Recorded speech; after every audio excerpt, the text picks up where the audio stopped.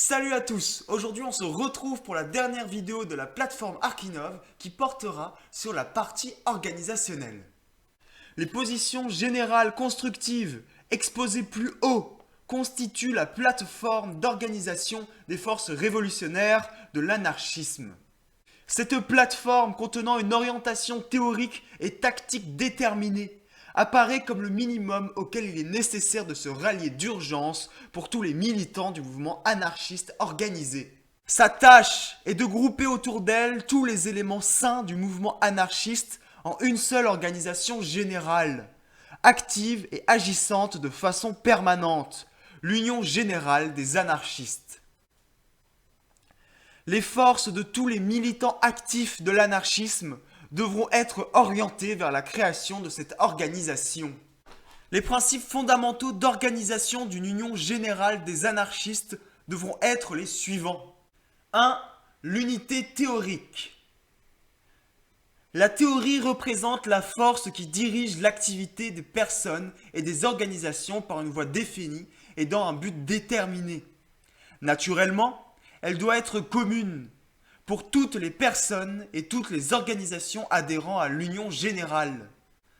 Toute l'activité de l'Union générale anarchiste, aussi bien que dans son caractère général que particulier, doit être en concordance parfaite et constante avec les principes théoriques professés par l'Union. 2. L'unité tactique ou méthode collective d'action. Les méthodes tactiques employées par les membres séparés ou les groupes de l'Union doivent être également unitaires, c'est-à-dire se trouver en concordance rigoureuse aussi bien entre elles qu'avec la théorie et la tactique générale de l'Union. Une ligne tactique commune dans le mouvement a une importance décisive pour l'existence de l'organisation et de tout le mouvement. Elle le débarrasse de l'effet néfaste de plusieurs tactiques se neutralisant mutuellement. Elle concentre toutes les forces du mouvement, leur fait prendre une direction commune aboutissant à un objectif déterminé. 3. La responsabilité collective. La pratique consistant à agir sous sa responsabilité personnelle doit être fermement condamnée et rejetée dans les rangs du mouvement anarchiste. Les domaines de la vie révolutionnaire, sociale et politique, sont avant tout profondément collectifs par leur nature. L'activité sociale révolutionnaire ne peut pas se fonder dans ces domaines sur la responsabilité personnelle des militants isolés. L'organisme exécutif du mouvement anarchiste général, l'Union anarchiste, se dressant de manière décisive contre la tactique de l'individualisme irresponsable, introduit dans ses rangs le principe de la responsabilité collective. L'Union tout entière sera responsable de l'activité révolutionnaire et politique de chaque membre. De même, chaque membre sera responsable de l'activité révolutionnaire et politique de toute l'Union. 4. Le fédéralisme. L'anarchisme a toujours nié l'organisation centralisée, aussi bien dans le domaine de la vie sociale des masses que dans celui de son activité politique. Le système de centralisation tient sur l'amoindrissement de l'esprit de critique, de l'initiative et l'indépendance de chaque individu, et sur la soumission aveugle de vastes masses au centre. Les conséquences naturelles inévitables de ce système sont l'asservissement et la mécanisation de la vie sociale et de la vie politique des partis.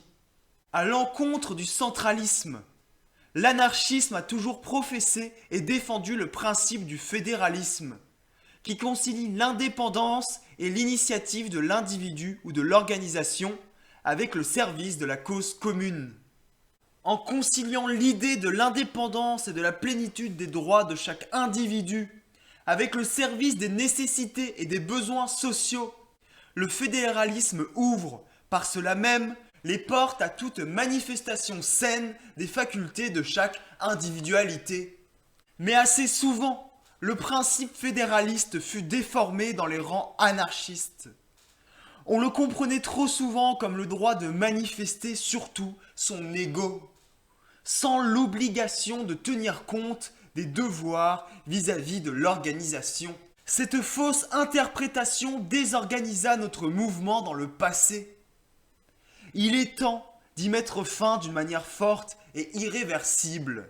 Le fédéralisme signifie la libre entente des individus et d'organisations pour un travail collectif orienté vers un objectif commun.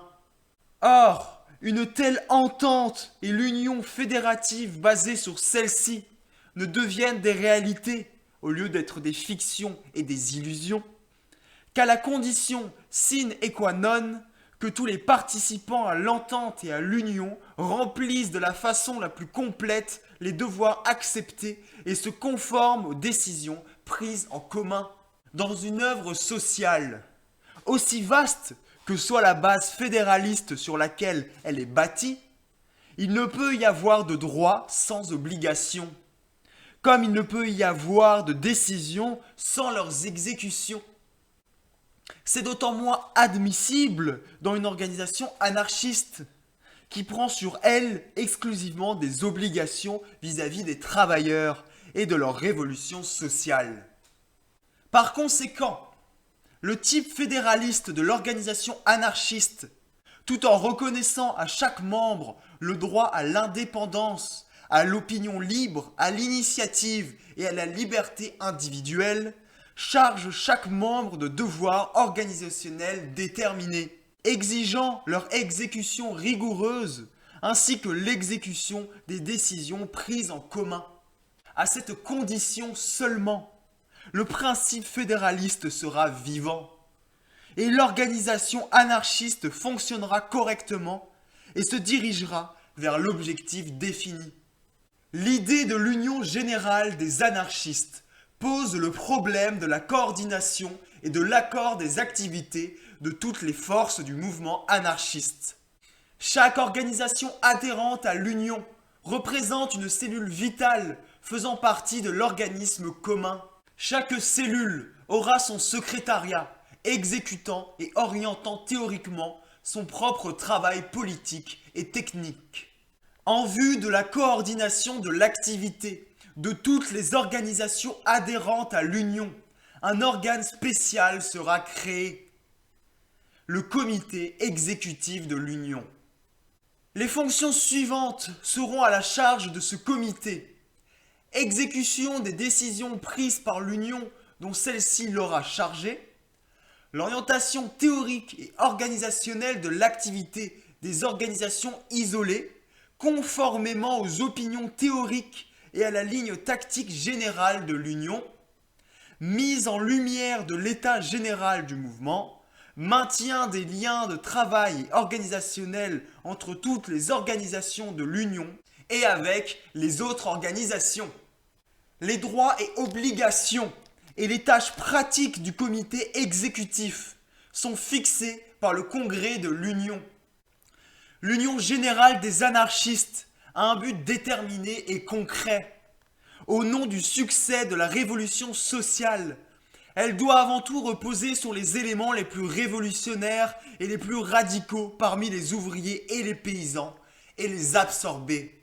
Prônant la révolution sociale et, en plus, étant une organisation anti-autoritaire qui aspire à l'abolition de la société de classe dès à présent, l'Union générale des anarchistes s'appuie de façon égale sur les deux classes fondamentales de la société actuelle, les ouvriers et les paysans. Elle servira de façon égale l'œuvre d'émancipation de ces deux classes. En ce qui concerne les organisations professionnelles et ouvrières et révolutionnaires des villes, l'Union générale des anarchistes devra accentuer tous ses efforts afin de devenir leur pionnier et leur guide théorique. Elle se trace les mêmes tâches vis-à-vis de la masse paysanne exploitée, comme point d'appui, jouant le même rôle que les unions professionnelles révolutionnaires des ouvriers. L'Union s'efforcera de réaliser un réseau d'organisations économiques paysannes révolutionnaires, et de plus, une union paysanne spécifique, fondée sur des principes anti-autoritaires. Issus du cœur de la masse des travailleurs, L'Union générale des anarchistes doit prendre part à toutes les manifestations de leur vie, apportant partout et toujours l'esprit d'organisation, de persévérance, d'activité et d'offensive. Dans ce cas seulement, elle pourra remplir sa tâche, sa mission théorique et historique dans la révolution sociale des travailleurs et devenir l'initiative organisée de leur processus émancipateur. Nestor Makhno, Ida Metz, Piotr Archinov, Waleski, Linsky, 1926. Et voilà, nous avons enfin fini la lecture de la plateforme Archinov, et non Archinov comme je disais depuis le début de cette série. Je vous invite à partager la playlist et à vous abonner. N'oubliez pas de mettre un petit j'aime sur cette vidéo. Relisez même le texte original qui est en descriptif de la vidéo. Et sur ce, salut à tous!